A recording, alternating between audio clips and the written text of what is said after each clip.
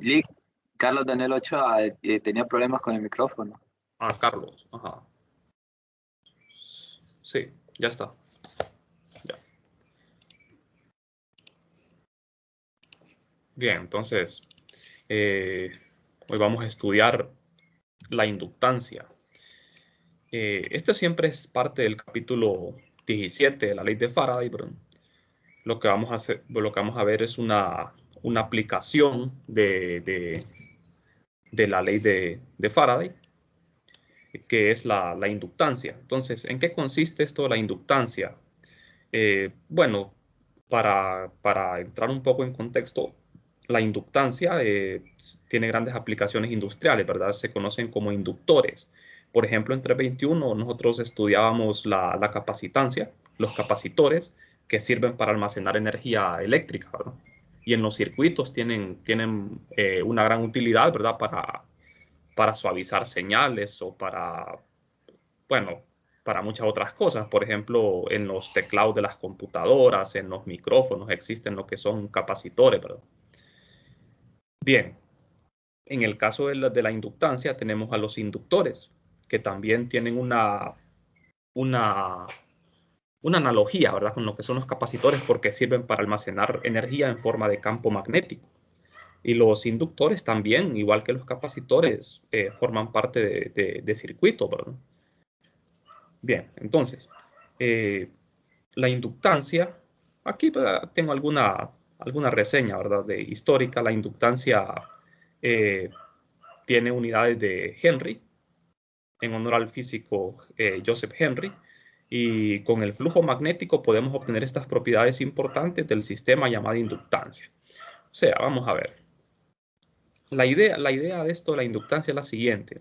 Si yo tengo una bobina, como un solenoide, ¿verdad? Yo puedo inducir una corriente en otra bobina. Por ejemplo, aquí tengo la bobina 1 con N1 espiras y la bobina 2 con N sub 2 espiras.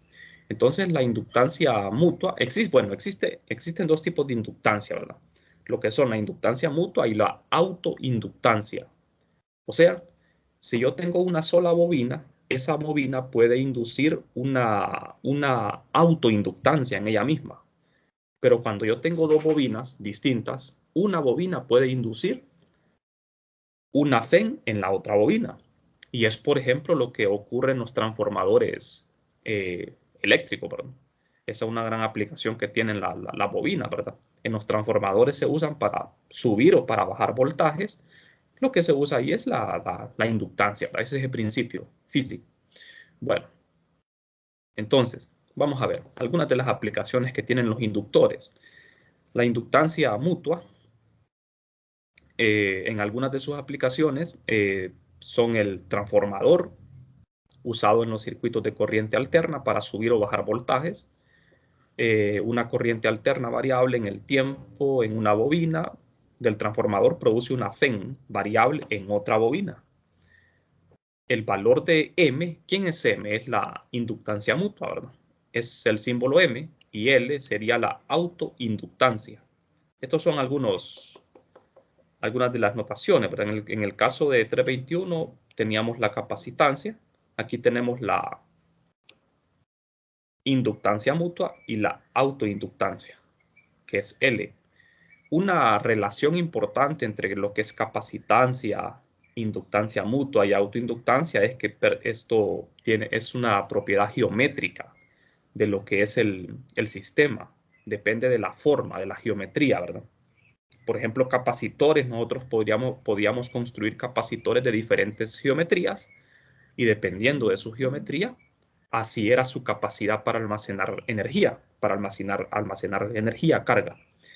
Entonces, en el caso de los inductores también, ¿verdad? Esto va a depender de la geometría que tenga el sistema para almacenar energía.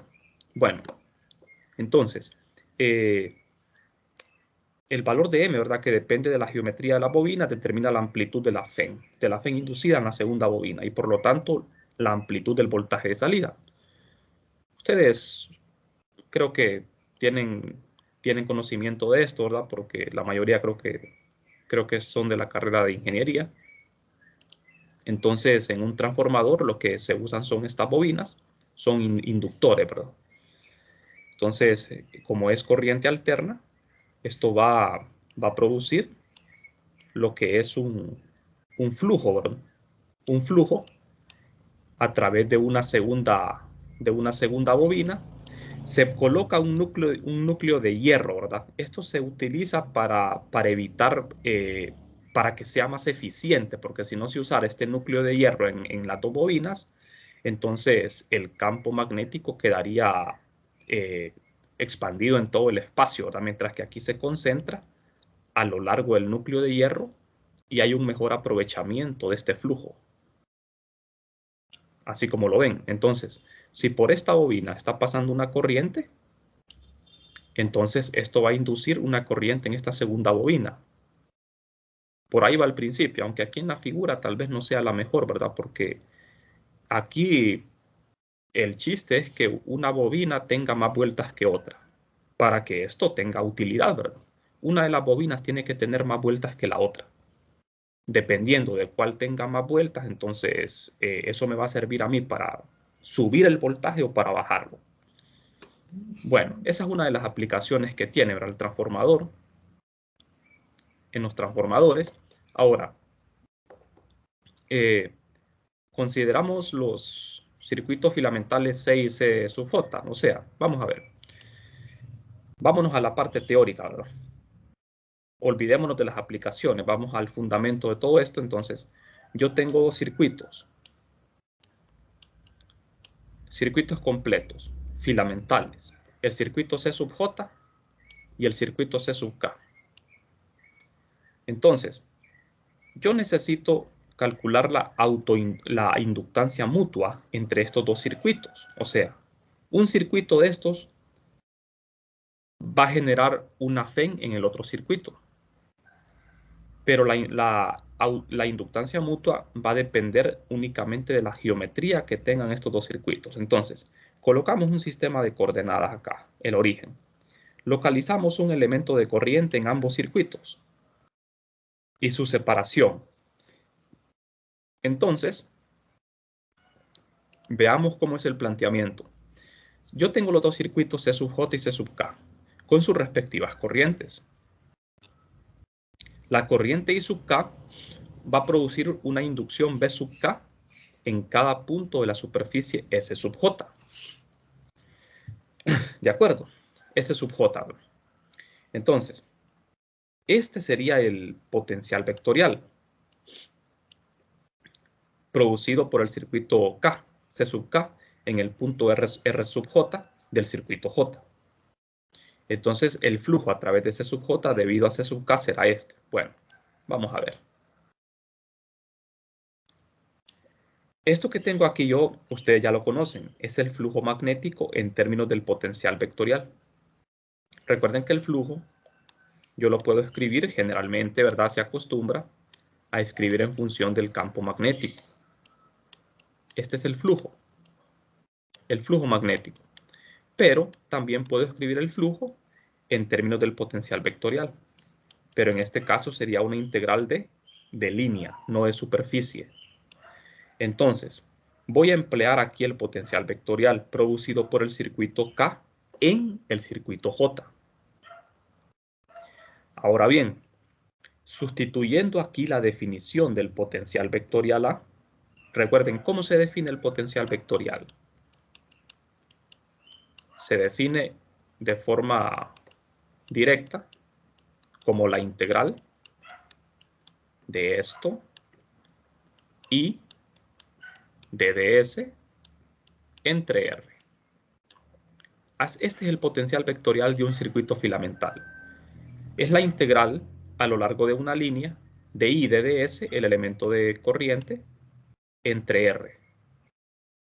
Como ven acá, sustituí, ¿verdad?, el potencial vectorial por una integral I sub K de ds sub J entre el vector que apunta del circuito J al circuito K.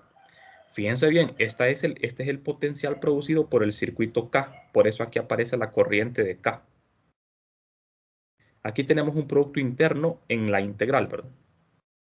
Ahora bien, esto que ven aquí ustedes, en la integral aparece la corriente. Nosotros queremos de que la definición de lo que es la inductancia mutua no dependa de la corriente, solamente de la geometría. Entonces, tenemos lo que es el flujo magnético, ¿verdad? Esto me está diciendo que el flujo que produce el circuito K en el circuito J es igual a esto. O sea, este es el circuito K, C sub K, y este es el circuito J. Entonces, el flujo, porque como el circuito K tiene una corriente, el circuito K, el campo magnético del circuito K atraviesa la superficie definida por el circuito J.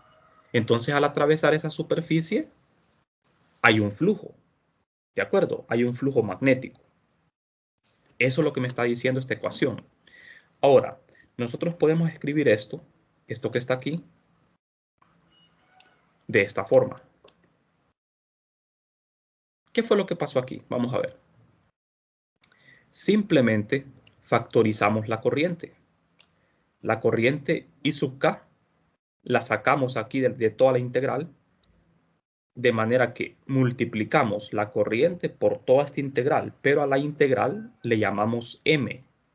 Y M es a lo que le nombramos la inductancia mutua. ¿Estamos? Así es como se define. Entonces, vamos a ver. M, la inductancia mutua.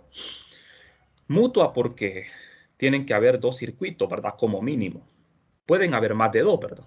Pero como mínimo tienen que haber dos circuitos. Entonces, M sub JK, o sea, la inductancia mutua entre los circuitos J y K, estaría dada por esta expresión.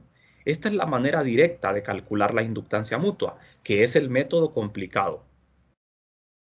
Hacer los cálculos directos, así como esta integral, es el método complicado, ¿verdad? Existe un método más simple. Entonces, para calcular la inductancia mutua, que es una propiedad geométrica, porque ustedes pueden notar que en esta integral únicamente aparecen cantidades geométricas. Por ejemplo, el DDS es un elemento de línea. R es un vector, ¿verdad? Es una distancia. O sea que aquí solo aparecen cantidades geométricas, longitudes, integradas a lo largo de los circuitos, que son circunferencias o cualquier cosa, ¿verdad? Puede ser cualquier cosa.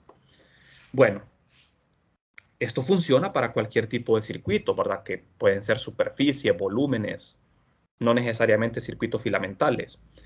Ahora, entonces, a M se le domina la inductancia mutua de los circuitos J y K. Entonces, vamos a ver. Aquí tenemos el flujo, ¿verdad? El flujo que produce el circuito J en K. ¿Qué es esto? Fíjense bien la notación. Fíjense bien en la notación, ¿verdad? Aquí tenemos el flujo de J en K. Y acá tenemos el flujo de K en J. Tengan cuidado en la notación porque el subíndice que aparece primero, es el que provoca el flujo. Por eso ustedes ven acá que aparece la corriente de J. ¿Ven? Y acá tengo primero el subíndice K y la corriente de K. O sea, el flujo de C sub K debido a la corriente J. Y acá en el otro caso tenemos el flujo en el circuito J debido a la corriente K. ¿Estamos? Ahora, hay una propiedad de simetría que asegura que las inductancias mutuas son iguales si intercambiamos los subíndices. O sea, si usted calcula la inductancia del circuito K en el J con el J, es lo mismo que calcular la inductancia del circuito J con el K. Es intercambiable, eso es simétrico, es lo mismo. ¿Estamos? Es exactamente lo mismo. Bueno, vamos a ver. Entonces,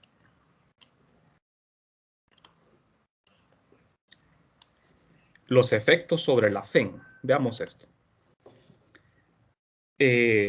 Cuando yo calculo el flujo del circuito K sobre el J, la FEN total inducida que se va a producir en uno de los circuitos por una corriente cambiante en el otro se puede expresar de la siguiente forma. Vamos a ver. Esto que tengo acá es la FEN, ley de Faraday. Es lo que hemos estado viendo todos estos días atrás, la ley de Faraday. Solo que aquí me dice la FEN que produce el circuito K sobre el J. Se escribe así, como la derivada del flujo que provoca K sobre J, derivado con respecto al tiempo. Entonces sustituyo aquí en el flujo, sustituyo su equivalente en términos de lo que es la inductancia mutua, que es M. Entonces vamos a ver, aquí vamos a hacer una consideración. Vamos a hacer de cuentas que la inductancia mutua M no cambia con el tiempo, permanece constante. Eso significa que los circuitos, el circuito K y el circuito J, no se deforman con el tiempo, no cambian su forma, no cambian su tamaño con el tiempo, permanecen fijos. Lo único que puede variar en el tiempo, en este caso, es la corriente.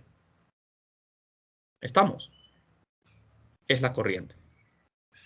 Entonces, si existe más de un circuito produciendo un campo magnético a través de un solo circuito, o sea, en este caso, ¿verdad? Nosotros podemos tener varios circuitos. Imagínense esto así. Ustedes tienen el circuito 1, el 2, el 3. Y ustedes quieren el flujo producido en el circuito 2 nada más, debido al circuito 1 y 3. Entonces, si existe más de un circuito produciendo una B a través de un circuito, en este caso el 2, esto se escribe así. Es simplemente una suma la que vamos a hacer, una superposición. Simple, ¿verdad? Esto me indica que es el flujo a través del circuito J. Aquí pueden haber cualquier cantidad de circuitos. Bueno, entonces, con esto que acabamos de hacer, podemos decir que la FEN inducida en el circuito J es igual a esto. Recuerden, ¿verdad? Que aquí estamos asumiendo de que M no cambia, que los circuitos permanecen en reposo, permanecen fijos. Bien, entonces, en resumen, jóvenes, esto de la inductancia, bien simple, ¿verdad? La parte matemática. En resumen, podemos calcular la inductancia de dos maneras, una manera fácil y una manera difícil. ¿Cuál es la manera fácil? Pues la manera fácil es esta. Y la manera difícil es esta. La forma directa siempre va a ser la manera más difícil. Siempre va a ser la forma más difícil. Y este método sería el fácil. Este es el método que vamos a emplear generalmente. Solo que hay que hacer notar, ¿verdad? De que en algunos casos el método directo es el único método que podemos aplicar. Algunos casos que no tienen simetría, ¿verdad? Que son bastante complicados. Entonces, está la forma directa, que es la integral, y está la forma indirecta, que es este segundo método, calculando el flujo. Calcular flujos magnéticos, como ustedes han visto, es bastante fácil. Calcular flujos es fácil, entonces, ¿cuál es la idea aquí? Yo calculo el flujo, ¿verdad? Yo tengo dos circuitos, el 1 y el 2. Yo calculo el flujo magnético que produce el circuito 1 en el circuito 2. Calculamos ese flujo conociendo este campo producido por 1 y conociendo la superficie que comprende el circuito 2. Calculo este flujo, que se escribiría de esta forma. El flujo que provoca 1 en 2. Una vez con este flujo y conociendo la corriente 1, claro, ¿verdad? Tengo que conocer la corriente del circuito 1. Si conozco la corriente del circuito 1 y conozco el flujo, del circuito 1 en el 2, simplemente despejo para M.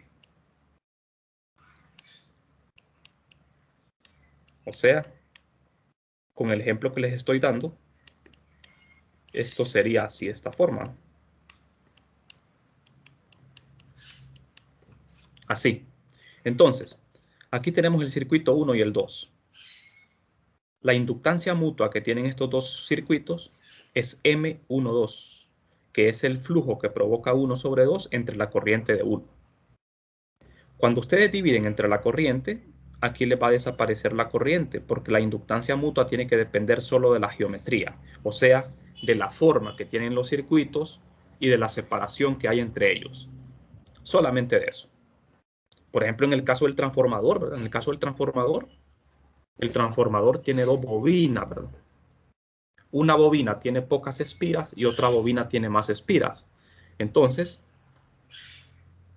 la inductancia mutua entre esas dos bobinas va a depender de la separación, va a depender de cuántas bobinas, cuántas vueltas tiene y claro, de la forma, ¿verdad? De la forma, porque pueden ser bobinas cuadradas o pueden ser bobinas circulares, como solenoides. ¿De acuerdo? Va a depender de la forma nada más. No tiene que depender de la corriente. O sea, la corriente aquí no importa si es una corriente de mucha intensidad o de poca intensidad. Lo único que importa es la geometría. Bueno, entonces esto es con la inductancia mutua, ¿verdad? Cuando tenemos dos o más circuitos. Bien, ¿qué sucede ahora cuando trabajamos con un solo circuito? Tenemos que definir lo que es la autoinductancia. La autoinductancia. Siempre es muy parecido a la inductancia mutua porque la autoinductancia depende solo de la geometría también. Es una propiedad geométrica. Entonces, un circuito puede producir un flujo que pase a través de sí mismo. Como ven aquí, el flujo de un circuito sobre sí mismo. El coeficiente de proporcionalidad que surge se llama autoinductancia o simplemente inductancia, ¿verdad? El símbolo es L. O sea, aquí en esta notación, fíjense bien,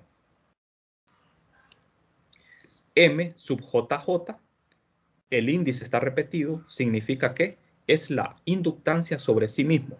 Entonces, en vez de M, colocamos una L. Y el flujo de ese circuito sobre sí mismo sería L multiplicada por la corriente de ese circuito. Ahora bien, ¿cuál es la forma directa? Nos basamos en el resultado que obtuvimos para M. La misma integral para M, solo que aquí todo está repetido. Es el DDS.DDS. DDS sub J punto DDS sub J. Y el circuito C sub J, el mismo. Esa es la autoinductancia. Entonces, la FEM que produce ese circuito sobre sí mismo se obtiene con la ley de Faraday, como pueden ver. Sustituimos esto aquí, el flujo, y hacemos la misma consideración. Hacemos la consideración que L, o sea, la forma, el tamaño de ese circuito no cambian con el tiempo. El circuito permanece fijo, en reposo. Lo que puede cambiar es la corriente. Lo único que puede hacer cambiar la FEM es la corriente. Bueno, entonces, la FEM quedaría de esta forma. Y igual que pasa con la inductancia mutua, nosotros tenemos dos maneras de hacer el cálculo aquí, de la autoinductancia. La forma directa, que es la forma difícil, y la forma fácil, que es calcular el flujo, ¿verdad? El flujo del circuito sobre sí mismo y despejamos para L. Despejaríamos para L y nos queda así. Simple, ¿verdad? Primero flujo, después lo divido entre la corriente y tengo la inductancia mutua. Quiero decir la autoinductancia. Bueno, pues este es el método que nosotros vamos a utilizar en la mayoría de los casos, ¿verdad? Calcular inductancias, lógicamente, ¿verdad? Es más difícil que calcular capacitancia, ¿verdad? La capacitancia, ustedes recordarán que también se podía calcular de varias maneras, pero en este caso la inductancia es más complicada. Bueno, algunos inductores, ¿verdad?, de uso comercial, como pueden ver, son estos, son bobinas. Los inductores generalmente son bobinas. Y se utilizan en los circuitos, ¿verdad?, en el caso de los capacitores era para suavizar señales, ¿verdad?, para suavizar o para soltar una corriente de un solo, ¿verdad? En el caso de los inductores es parecido al uso de los capacitores también, ¿verdad? En el caso de un inductor como almacena energía, si ustedes cortan la energía en un circuito, ese inductor tiene energía almacenada y es capaz de liberar esa energía de un solo.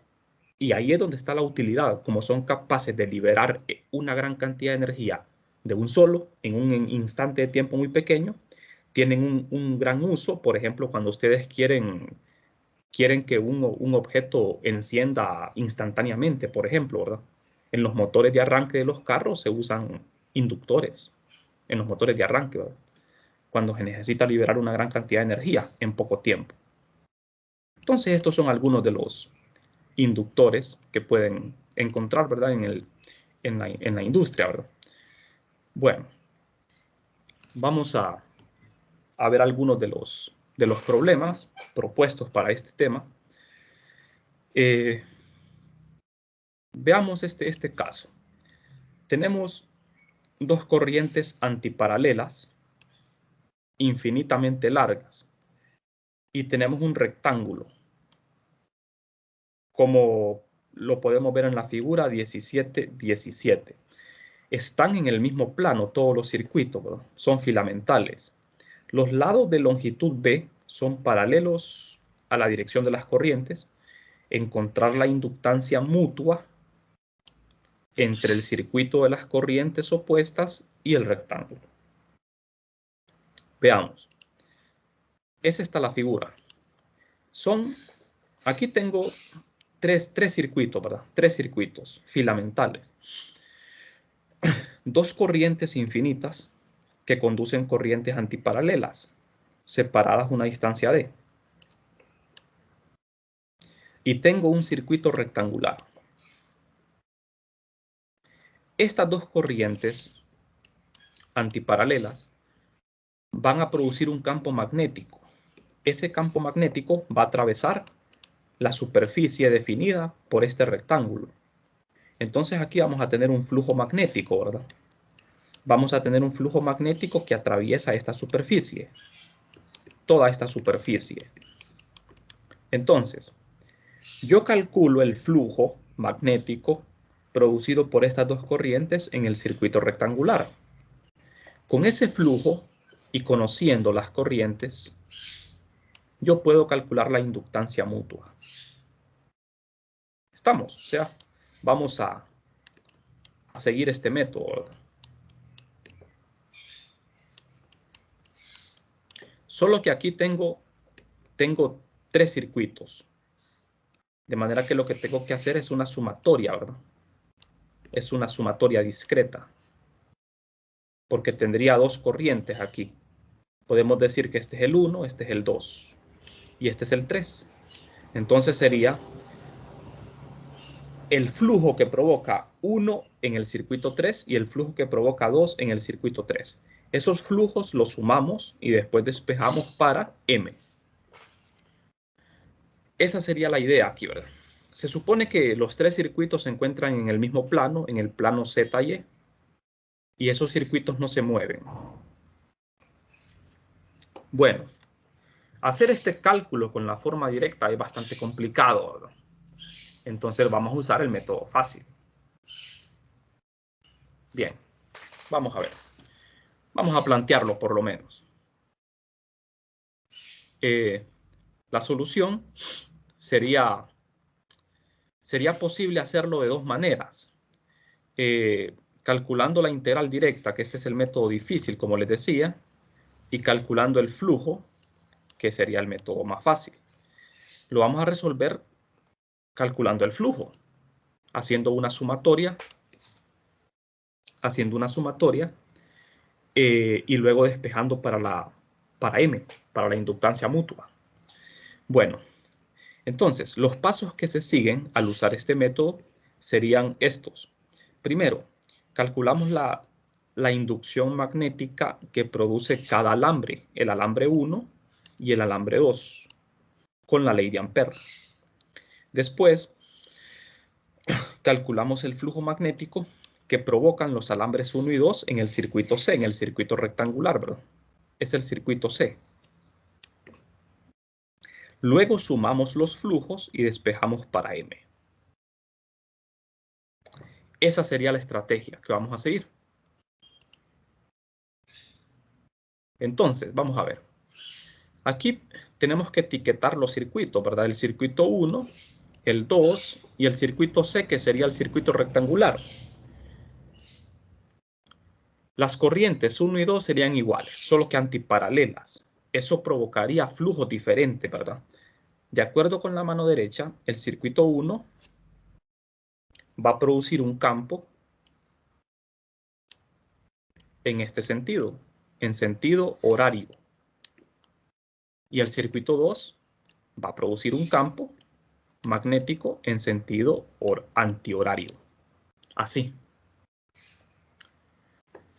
Aquí uno tendería a pensar, ¿verdad?, que los flujos se van a cancelar, pero no es así, porque el circuito 2 está más cerca que el circuito 1, de manera que el flujo del circuito 2 va a ser más intenso que el flujo del circuito 1, porque el campo magnético de 1 va disminuyendo, ¿verdad?, con la distancia, y la distancia es mayor comparada con la distancia del circuito 2 al circuito C. Bueno, entonces, lo que hacemos es lo siguiente. Usamos la ley de Ampère. Con la ley de Ampère, ¿verdad?, que ustedes ya recordarán, no sé si ya se les olvidó. La ley de Ampère es como la ley de Gauss.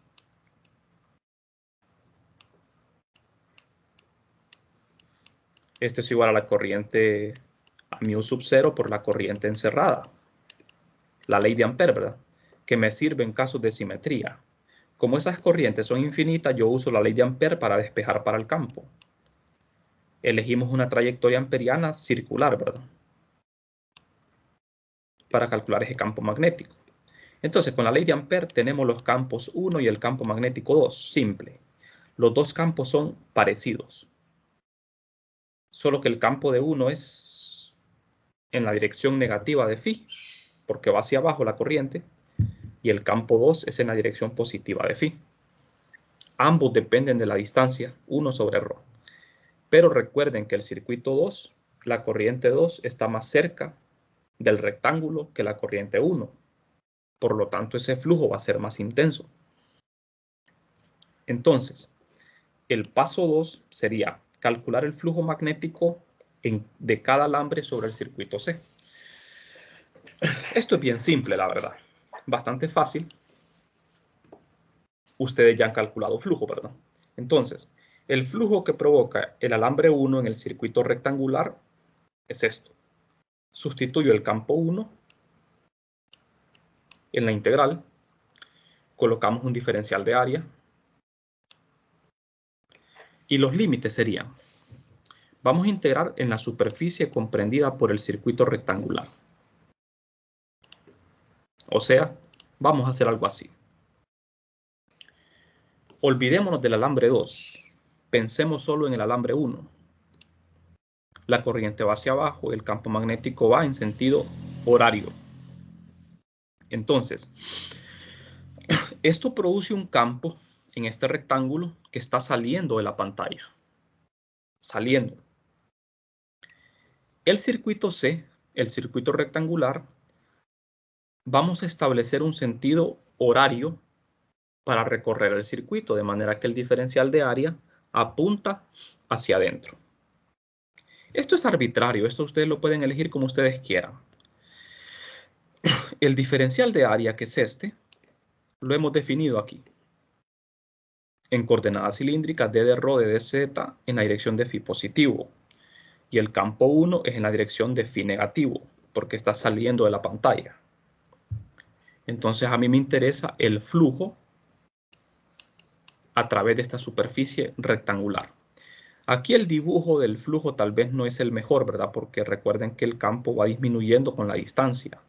De manera que el flujo en esta parte es más intenso que en esta otra orilla, porque el campo va disminuyendo. No sé si tienen alguna pregunta. Fíjense bien. Vamos a integrar en esta superficie, pero hay que tener cuidado en algo. El origen se encuentra en el alambre. De manera que cuando yo integre sobre esta área, voy a considerar este origen. De manera que la distancia de este origen a este lado es d más d. Y la distancia del origen a este lado es d más d más a. Y la altura del rectángulo es b. Por eso ustedes notarán que aquí integramos en ρ de d más d a d más d más a. Porque estamos colocando el origen en el alambre. ¿Por qué creen ustedes que colocamos el origen en el alambre? Eso es porque el campo magnético de 1 se calcula con el origen en el alambre. Y ese campo magnético depende de ρ. Y estamos integrando en ρ.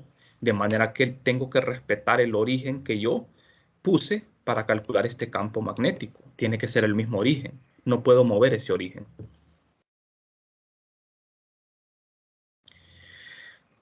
Y en Z integramos en toda la altura del rectángulo, que es B, de 0 a B. Ahí no hay problema. Bueno, jóvenes, me voy a tener que quedar por aquí el día de hoy. Vamos a continuar este problema mañana.